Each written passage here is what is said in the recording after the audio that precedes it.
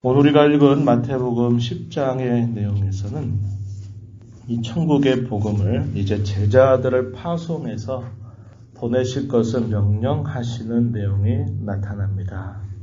그러할 때 그들이 어떠한 마음가짐, 어떠한 자세를 가지고서 이 하나님 나라의 복음을 전파해야 되는가에 대한 구체적인 말씀들을 주고 계십니다.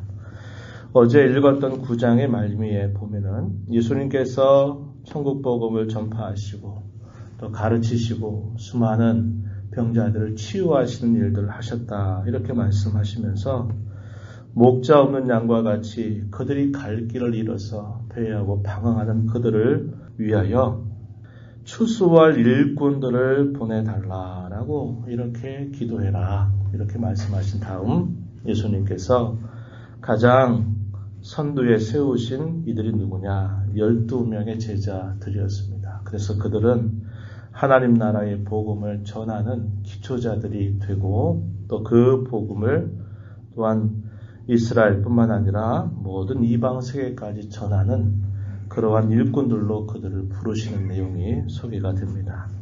예수님께서 1명, 2명 부르셔서 이제 전체 채워진 사람이 12명입니다. 구약시대에 12지파를 새로운 신약시대에 대표할 수 있을 만큼 이 12명의 제자를 불러서 그들로 하여금 천국 복음을 전파할 수 있는 능력도 주시고 그들에게 그 복음을 증거하도록 명령하시게 됩니다. 1절 말씀 보면은 12제자를 부르셨다 이렇게 말씀하시고 더러운 귀신을 쫓아내고 모든 병과 모든 약한 것을 고치는 권능을 주셨다 이렇게 말합니다. 주님께서 이 천국의 복을 전파하시는 과정에서 행하셨던 그 일들을 주님이 하신 일을 대리해서 그의 제자들이 이 일들을 경험하도록 하시는 일을 하게 하신 것입니다. 그래서 12명의 제자들의 이름이 소개가 되고요. 그들에게 주시는 몇 가지 지침들이 있는데 하나님 나라를 전하는 이 첫 번째 대상에 대해서는 이스라엘의 잃어버린 양에게로 가도록 해라 이렇게 말씀을 하시게 됩니다. 예수님께서 십자가에서 죽으시고 부활하시고 난 이후로 그 천국의 복음은 예루살렘으로부터 온 유대, 사마리아, 당시에 땅끝으로 불렸던 로마에까지 증거되도록 하셨습니다. 그러나 예수님이 십자가를 지시기 전까지는 1차적인 대상들이 이스라엘의 잃어버린 양들을 주께로 돌아온 일이 있다 이렇게 소개를 하십니다. 물론 그 중에는 이방인 출신임에도 불구하고 이 하나님 나라에 들어오게 되는 특별한 은혜를 입는 사람들도 분명히 있었습니다. 우리도 전도하게 될 때에 우리도 이런 원칙을 한 가지 생각할 수 있겠죠. 먼저 우리 가까이에 믿지 않는 우리 가까운 사람들, 또 신앙생활을 하다가 신앙생활에 주저하고 있는 사람들, 잃어버린 영혼들, 그들을 건져내는 일들을 우리가 우선적인 관심을 갖고 또 복음을 전할 수 있을 것입니다.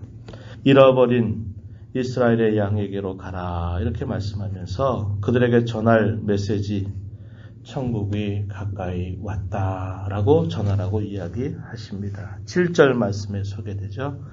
이것은 마태복음 3장의 초두 그리고 마태복음 4장에 보면은 세례자 요한이 천국이 올 것을 준비하게 하면서 말을 전했던 메시지, 예수님께서 공생애를 시작하시면서 전하셨던 그 메시지와 역시 동일한 메시지입니다. 천국이 가까이 왔다. 천국이 가까이 왔다. 이렇게 이야기하라고 말씀해 주십니다.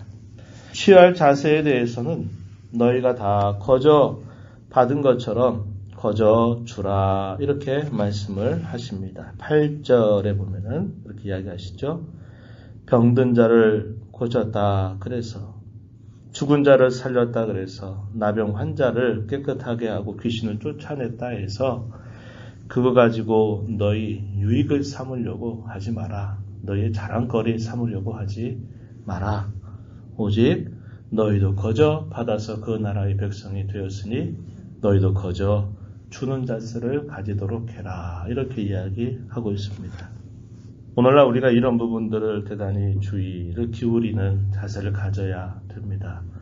바울 사도는 디모데, 자기의 후배 목회자에게 그런 말을 하죠. 경건을 자기 이익의 재료로 삼는 자들에게서 너는 돌아서라. 이렇게 이야기합니다. 하나님을 잘 섬기는 그런 신앙의 태도나 그의 삶이 자기의 유익을 위한 재료로 삼아서 그걸 가지고 스스로의 유익을 구하는 자세를 언제나 갖지 않도록 해라. 이렇게 이야기합니다. 왜냐하면 그가 행하는 그 모든 일들이나 또 복음을 전하면서 주께서 나타내시는 여러 기적적인 능력들도 자신들의 고유한 것이 아니라 주께서 그들에게 주신 것이기 때문에 그러하다 하는 겁니다. 오늘날 우리가 이런 일들에 있어서 대단히 주의를 기울여야 될 것을 우리는 마음에 잘 새겨야 한다는 겁니다. 특별한 기적을 행했다고 해서 그 기적 행한 것 때문에 돈을 받고 사람들에게 명성을 얻고 지위를 얻으려고 하는 그런 것은 주께서 우리에게 말씀하신 뜻과는 상관이 없는 것입니다.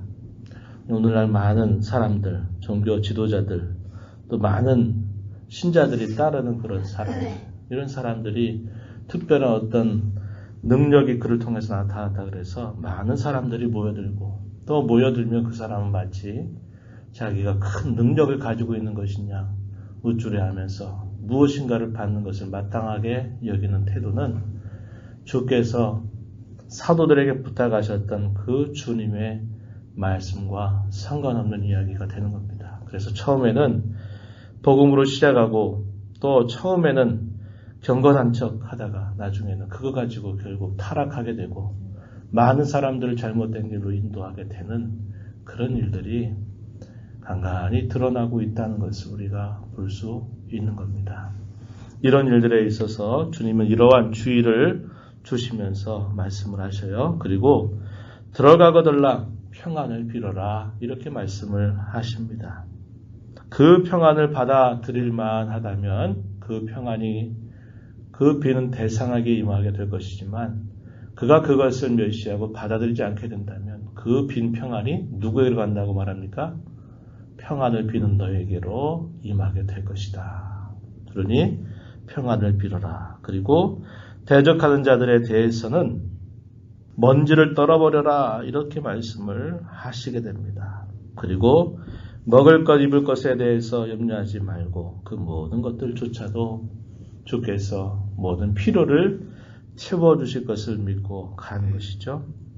그들이 가는 그 걸음은 한편으로는 평안을 나타낼 것이고 또 한편으로는 그들에게 심판을 나타내는 역할을 할 것이다 라고 말씀을 합니다. 천국을 전하는 대리자들, 그들의 역할이 이와 같이 한쪽에는 평안과 화평을 가져다 주고 또 한쪽에는 심판을 가져다 주는 중요한 중대한 그런 사명을 맡게 될 것이다 라고 이야기해 주시게 됩니다. 그러한 일에 대하여서 많은 반대가 있을 것을 주께서 미리 예방주사를 놓으시듯이 말씀을 하십니다. 18절 말씀해 보면은 나로 말미암아서 너희가 많은 반대를 당하게 될 것이다 라고 말씀을 하십니다. 또 22절 가서 또 보면요. 너희가 내 이름으로 말미암아 모든 사람에게 미움을 받을 것이다 이렇게 또 말씀을 하십니다.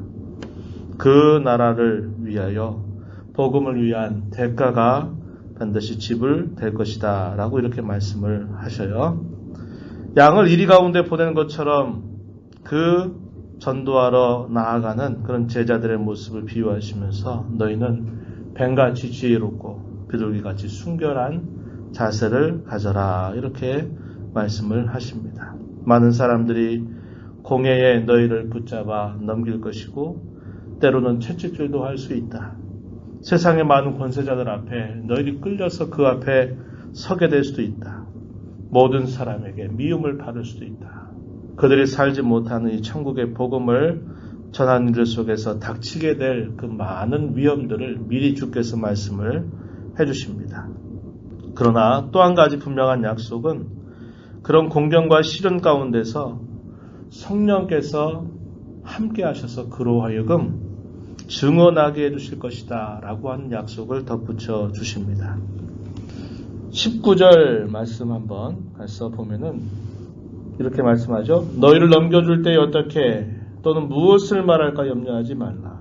그때 너희에게 할 말을 주시리니 말하는 이는 너희가 아니라 너희 속에서 말씀하시느니 곧 너희 아버지의 성령이시다. 이렇게 말씀을 합니다. 박해와 시련 속에서 어려운 일들을 만나고 생명의 위협을 당하는 그런 일들이 있을 때 두려워하지 말라고 이야기하는 겁니다. 왜냐?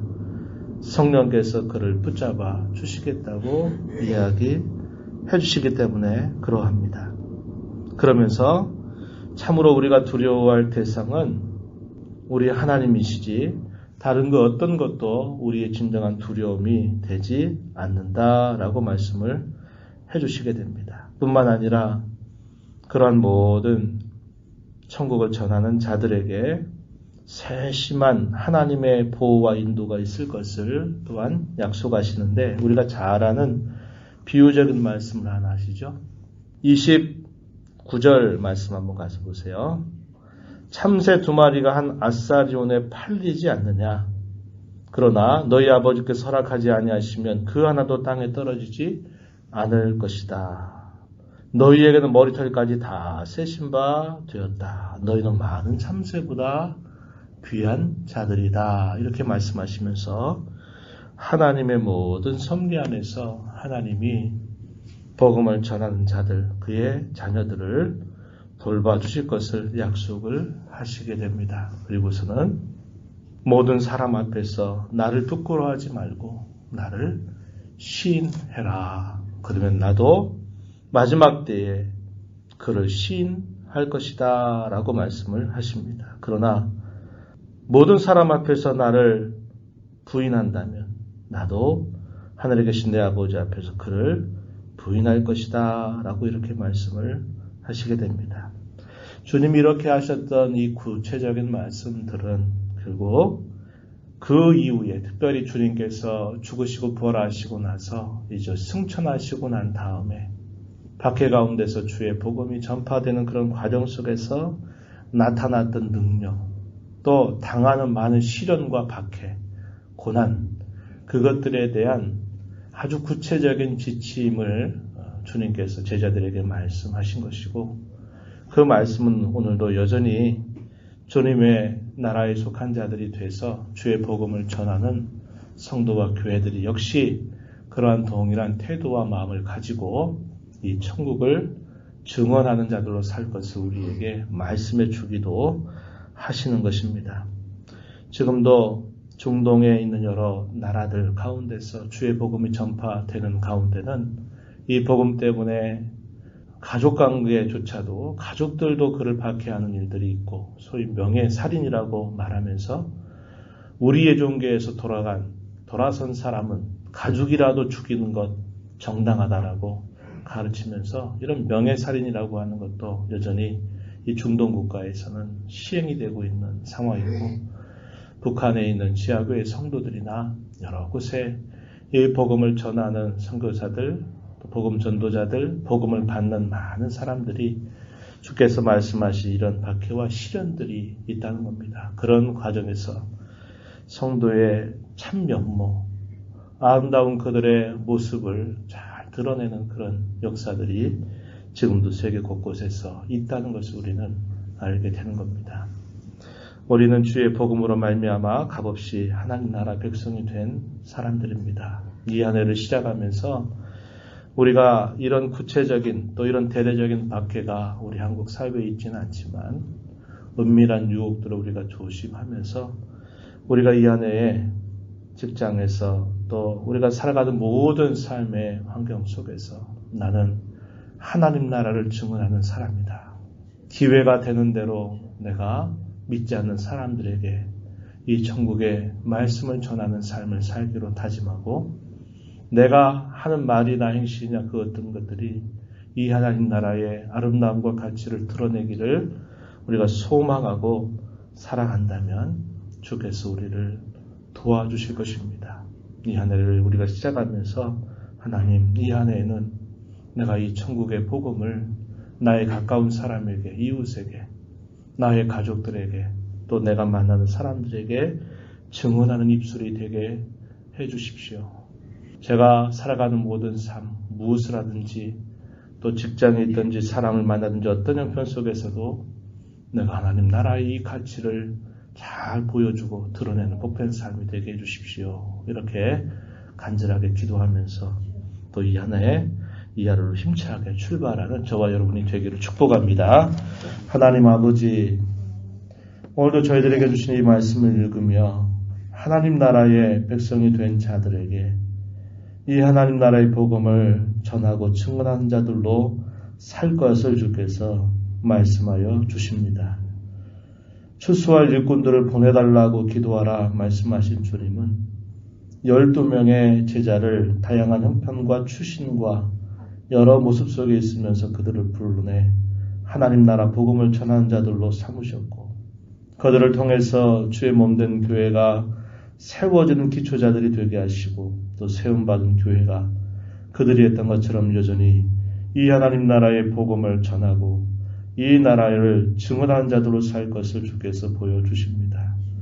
어떠한 태도와 마음을 가지고 살아야 될 것인지, 어려운 일을 만날 때 어떻게 해야 될 것인지, 이 구체적인 말씀들을 지금도 저희들에게 주시는 것을 마음에 간직하고 새로운 한 해를 저희들에게 또다시 기회를 주신 것을 감사하면서 잃어버린 영혼들을 찾아 그들을 다시 주께로 인도하는 일, 믿지 않는 우리의 가족과 이웃을 인도하는 일, 우리가 살아가는 삶의 터전에서 만나는 많은 사람들에게 이 천국을 보여주는 그런 삶을 살아가는 일을 새롭게 다짐하며 잘 감당하도록 저희들을 인도하여 주옵소서.